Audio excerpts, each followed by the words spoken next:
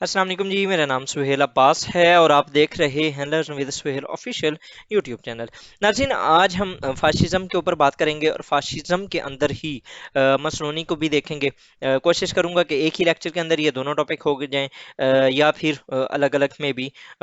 ہو جائیں۔ تو سب سے پہلے مسلونی کے بارے میں دیکھتے ہیں، مسلونی کون تھا۔ مسلونی اور فاشزم کا ایک انٹر ریلیٹڈ ہیں یہ دونوں، کیونکہ اسی کے ہی انڈر فاشزم نے جنم لیا تھا اور فاشزم بڑی تھی۔ فاشزم اسی طرح کی ہی ایک آئیڈیالوجی تھی جس طرح کیپٹلزم، کمیونزم اور جو ایک اور ہے کمیونزم ہو گیا، اس کے علاوہ کیپٹلزم ہو گیا، اس کے علاوہ نازیزم، ٹھیک ہے۔ یہ سارے کنفیوشیس جو تھے، یہ ان کی اگر فار ایگزامپل آئیڈیالوجی کو ہم وہ کہیں تو اس طرح کی نا، یہ ساری جس طرح آئیڈیالوجیز تھیں تو فاشزم بھی ایک آئیڈیالوجی تھی اور یہ ایک ایکسٹریمسٹ آئیڈیالوجی تھی۔ تو سب سے پہلے ہم مسلونی کو دیکھ لیتے ہیں، پھر ہم فردر اس فاشزم کو دیکھیں گے۔ تو مسلونی کون تھا؟ یہ جی ورلڈ وار ون کے اندر سولجر تھا جب جنگ لڑی گئی، تو اس نے ایک عام سولجر کی طرح، ایک عام سپاہی کی طرح جنگ میں حصہ لیا۔ اس کے بعد جیسے ہی الائیڈ پاورز جو کہ یو ایس، برطانیہ، فرانس، یہ سارے جیت گئے تھے، آسٹریا ہنگری، ترکی اور جرمنی کو جو شکست ہوئی تھی اس کے بعد، تو انہوں نے جو الائیڈ پاورز تھے انہوں نے اٹلی کے ساتھ جو وعدے کیے ہوئے تھے وہ انہوں نے وفا نہ کیے۔ جب وہ وعدے ان کے اوپر امپلیمنٹیشن نہ ہوئی تو جو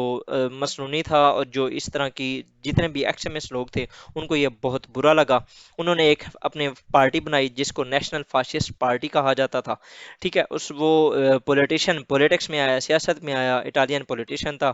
1922 کے اندر نا،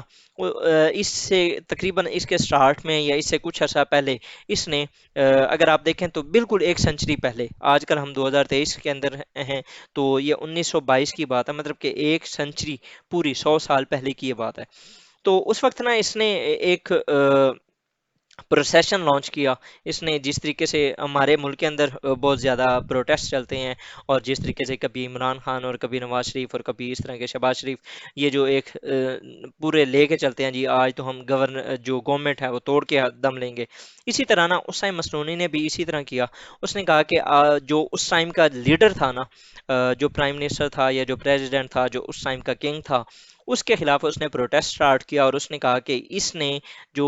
ہمیں نہ غلط یوز کیا ہے، اور اس نے الائیڈ پاور سے اپنے آپ کو الگ کیوں نہ کیا، اور الائیڈ پاورز نے ہمارے ساتھ یہ جو ایک ڈسکریمنیشن والا سلوک کیا ہے وہ کیوں کیا ہے۔ تو اس کے اوپر پروٹیسٹ چل رہا تھا، اور یہ گیا اس ٹائم جو اٹلی کا ایک وہ ہوتا تھا، کیپٹل ہوتا تھا، وہ ملان تھا شاید۔ تو اس کے اندر اس نے جانا تھا، لیکن رستے کے اندر ہی جب اس کا کنگ تھا اس نے اس کو بلایا، اور اس نے نا اس کو پریمیئر شپ، مطلب کہ اس نے کہا کہ میں آپ کو پرائم منسٹر بناتا ہوں، ٹھیک ہے۔ تو آپ اس طرح کریں کہ یہ جو آپ اپنا مارچ کر رہے ہیں نا، ٹھیک ہے، یہ جو لانگ مارچ ہے اس کو اپنا ڈیلے کر دیں یا ختم کر دیں۔ تو کنگ نے آفر کی پریمیئر شپ ٹو مسلونی ان مارچ 1922، اس نے ایکسیپٹ کی، ٹھیک ہے، اور ان اکتوبر 1922 میں ہی ڈیپوز کنگ بائی کور جتا تھا۔ مطلب کہ اس نے جیسے ہی، ہمارے ملک کے اندر بھی ملٹیپل ٹائمز اس طرح ہوا ہے کہ ایک جو آرمی جنرلز ہوتے ہیں یا جو بھی ہوتے ہیں ان کو ایک پولیٹیکل لیڈر لاتا ہے اور ان کو فیورز دی جاتی ہیں بعد میں بھی۔ یہ ایک ہسٹری کا ہی پارٹ ہے کہ ہسٹری کے اندر ہی مختلف جو اسکالرز ہیں وہ یہ لکھتے ہیں کہ جو ضیاء صاحب تھے ان کو لایا تھا بھٹو نے لایا تھا، اور بعد میں ضیاء صاحب نے ہی بھٹو کو ہینگ کر دیا۔ سملرلی نواز شریف مشرف کو لائے تھے، اور بعد میں مشرف نے ہی کو کیا اور ان کی جو گورنمنٹ تھی اس کو ختم کر دیا۔ یہ ہسٹری کی کتابوں میں ہمیں اسی طرح ہی ملتا ہے۔ تو similar case was with the Mussolini, اور اس جو کنگ تھا اس نے اس کو پرائم منسٹر بنایا اور اس نے اسی کو ہی ڈیپوز کر دیا۔ اس کے بعد جی اس نے 1925 تک پاور بہت زیادہ حاصل کر لی تھی، وہ ایک دا موسٹ اسٹرانگ لیڈر بن گیا تھا، ٹھیک ہے، اور سپریم لیڈر بن گیا، ایک ڈکٹیٹر بن گیا۔ اس نے نا پھر جیسے ہی وہ لیڈر بنا تو اس کی جو سوچیں تھیں، اس کی جو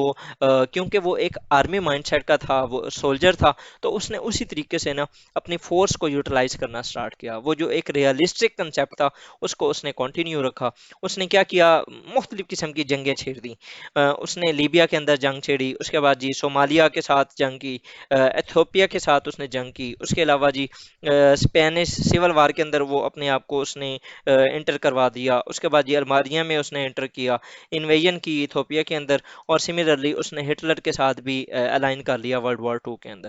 یہ جتنی بھی جنگیں تھیں نا، اس کی وجہ سے اس کی جو آرمی تھی وہ بہت زیادہ مطلب کہ ایک ایسے سمجھ لیں کہ وہ ایگزاسٹ ہو چکی تھی 1945 تک یا 1943 تک۔ اس کے بعد کیا ہوا جی کہ جب آرمی اور جتنے بھی لوگ تھے وہ اس کے خلاف ہو گئے، ٹھیک ہے، اور ایٹ دا اینڈ جو تھے گوریلا سولجرز نے اس کو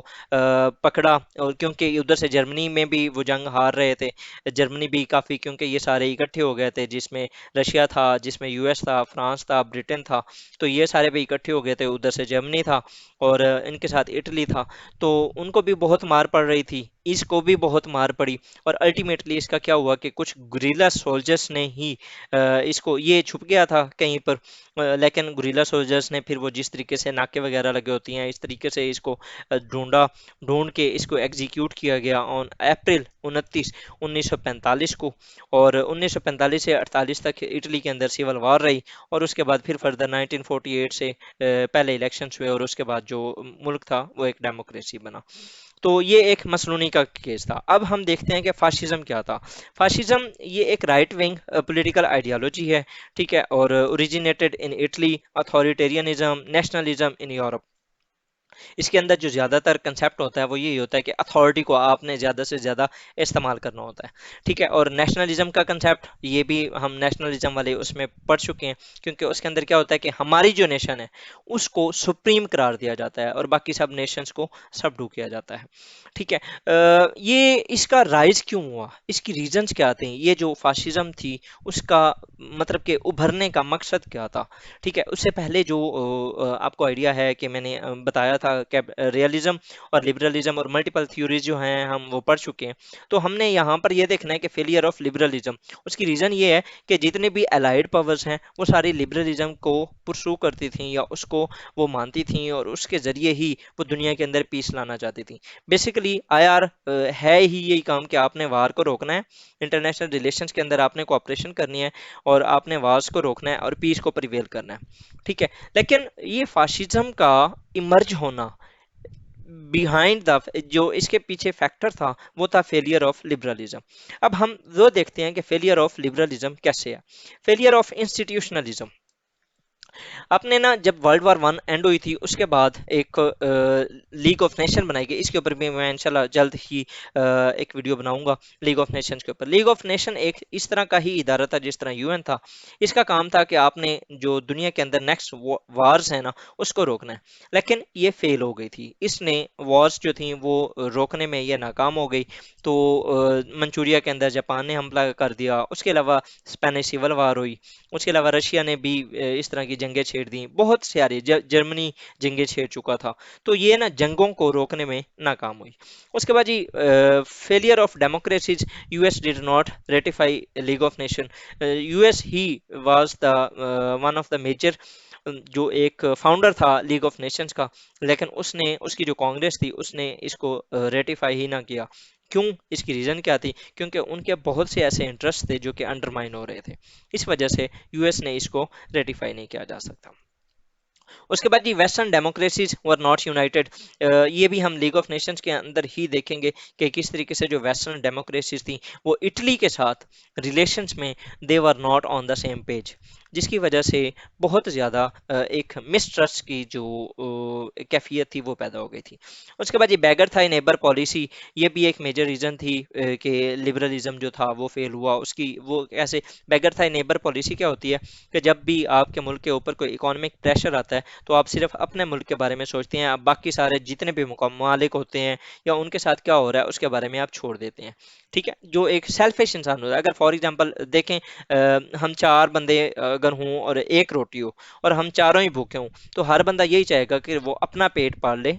بنسبت باقی سب کے، تو یہی ریزن سب کی ہوتی ہے کہ انٹرنیشنل ریلیشن کے اندر تو ویسے ہی state they are unitary actors, اور وہ سیلفش ہوتی ہیں، وہ سیلف ہیلپ کے لیے اور سروائیول کے لیے ہی سروائیو کر وہ اسٹرگل کر رہی ہوتی ہیں، ٹھیک ہے۔ تو بیگر تھا نیبر پالیسی یہ تھی کہ 1930 کے اندر جب اکانومک ڈپریشن ہوا یو ایس کے اندر، تو اس کے بعد جو ساری اسٹیٹس تھیں انہوں نے نا ٹیرفس اپنے انکریز کرنا سٹارٹ کر دیے تاکہ زیادہ سے زیادہ وہ ریونیو جنریٹ کر سکیں، یا ایک دوسرے کے جو امپورٹس تھیں یا اس کے اوپر جو ایک دوسرے کنٹریز کے ساتھ جب ٹریڈ کرتے تھے تو ان کو جو فائدہ ہوتا تھا اس کو کم کرنے کی کوشش کی گئی. یہ بھی ایک ریزن تھی کہ لبرلزم کا وہ جو ایک کنسیپٹ تھا ٹریڈ کا، اور جس طریقے سے آپ نے زیادہ سے زیادہ ٹریڈ کرنی ہے تاکہ آپ ایک دوسرے کے ساتھ انوالو ہو سکیں، ایک دوسرے کے ساتھ اچھے ریلیشن کر سکیں، استوار کر سکیں، اس کو بھی بہت زیادہ سیٹ بیک ملا. اس کے بعد یہ پالیسی آف ابیزمنٹ جو کوشش کی گئی لبرلزم کی طرف سے، یا جو لبرل لیڈرز تھے جن میں برٹن تھا، فرانس تھا، یو ایس تھا، وہ چاہ رہے تھے، کوشش کر رہے تھے کہ کسی طریقے سے ہٹلر کو منایا جائے، اور اس کو یہ جو ایک ملٹری ایڈونچرز تھے وہ جس طریقے سے حملے کر رہا تھا، پہلے اس نے چیزوسلواکیا پہ کیا اور پھر اس کے بعد اس نے پولینڈ کو بھی اٹیک کیا، جس کے بعد ورلڈ وار 2 سٹارٹ ہوئی تھی. تو وہ یہ کوشش کر رہے تھے کہ کسی نہ کسی طریقے سے ہٹلر کے ساتھ ایگریمنٹس کر کے ہم رک جائیں کہیں پر، تاکہ ہم فردر جنگ پہ نہ جا سکیں. لیکن وہ ہٹلر کو نہ روک سکے اور ہٹلر نے فائنلی پولینڈ کے اوپر حملہ کر دیا. اب فاشزم کے ساتھ اگر ہم تھیوریٹیکلی امپلیمنٹیشن اس کی دیکھیں تو ریئلزم میں جیسے آپ کو پتا ہے، no permanent friends, no permanent enemies, only permanent interest, اور Italy did not get its due share so switch the floors in World War 2. اب ورلڈ وار 1 کے اندر کیا تھا کہ جو اٹلی تھا وہ الائڈ پاورز کا حصہ تھا، لیکن ورلڈ وار 2 جو تھی وہ اس نے لڑی تھی جرمنی کی طرف سے. ورلڈ وار 1 میں وہ جرمنی کا مخالف تھا، اور ورلڈ وار 2 میں وہ کیا ہوا، جرمنی کے اگینسٹ جرمنی کا الائے بن گیا. تو کیا ہوا، اب یہاں پر ایسا کیا ہو گیا تھا جس کی وجہ سے وہ دونوں ایک دوسرے کے دشمن سے دوست بن گئے. تو کیا تھا جی، اونلی پرماننٹ انٹرسٹ. اس ٹائم جو اٹلی کے انٹرسٹ تھے وہ میچ ہوتے تھے ود دا جرمنی. ٹھیک ہے، وہ جو ایک فاشزم ایک سائڈ پہ ایک ڈکٹیٹر تھا تو دوسری سائڈ پہ دوسرا ڈکٹیٹر تھا. یہ سننے میں آیا، یہ بھی ہسٹری کی کتابوں میں ہی میں نے پڑھا تھا کہ جو ہٹلر تھا وہ مسلونی کو اپنا استاد مانتا تھا. ٹھیک ہے، فردر اگر ہم دیکھیں تو constructivism it was constructed in the minds of German people that German is a superior race. ٹھیک ہے، سملرلی جو فاشزم اس کا جو کانٹیکٹ ہے یا اس کو ریلیٹ کیا جاتا ہے ود دا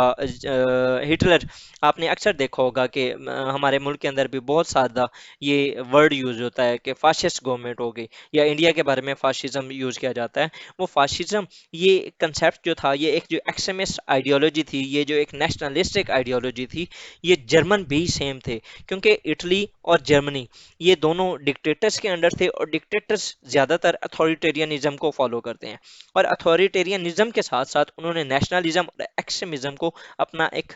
رول ماڈل بنا لیا تھا، اور اس کو انہوں نے فردر امپلیمنٹ کیا تھا. Similar is the case with India. اگر آپ دیکھیں تو جو مودی ہے وہ ان کی زیادہ تر جو آئیڈیالوجی ہے وہ ہندوتوا، اس کو وہ فوکس کر رہا ہے اور اس کے اوپر وہ کام کر رہا ہے. تو اسی وجہ سے ہی انڈین کو بھی ایک فاشسٹ گورنمنٹ کہا جاتا ہے. اور سملرلی جو ہمارے عمران خان صاحب ہیں وہ ہماری گورنمنٹ کو جو وہ کہتے ہیں کہ فاشسٹ پالیسیز بنا رہی ہیں، یہ جب یہ گورنمنٹ میں تھے تو ہماری جو P D M led government ہے، یا وہ جب اپوزیشن میں تھی تو وہ اس کو اس لیے کہتے تھی، ریزن کیا تھی کہ وہ ایک اپنے صرف آئیڈیا کو پروموٹ کرتے ہیں اور وہ ایکسٹریم لیول تک کرتے ہیں. So it is the reason کہ اس کو کہا جاتا ہے فاشزم. ٹھیک ہے، فردر اس کے جو کریکٹرسٹکس آف فاشزم ہے یہ انشاءاللہ تعالی ہم اپنی اگلی جو کلاس ہوگی اس کے اندر دیکھیں گے، اگلے لیکچرز کے اندر دیکھیں گے. یہ نا کافی لیکچر لمبا ہو جائے گا. تھینک یو جی، السلام علیکم و رحمۃ اللہ.